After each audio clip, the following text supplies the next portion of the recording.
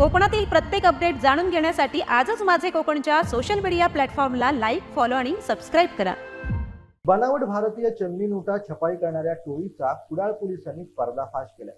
या प्रकरणी एका महिलेसह तिघांना अटक करण्यात आली असून त्यांच्याकडून एकूण 1,34,700 रुपये किमतीच्या 100, 200 व 500 रुपयांच्या भारतीय बनावट चलनी नोटा तसेच एकूण 3 कलर प्रिंटर आणि त्यांचे साहित्य मिळून एकूण 1,71,700 रुपये किमतीचा मुद्देमाल जप्त करण्यात आलेला आहे, अशी माहिती कुडाळ पोलीस ठाण्याचे पोलीस निरीक्षक राजेंद्र मगदूम यांनी दिली।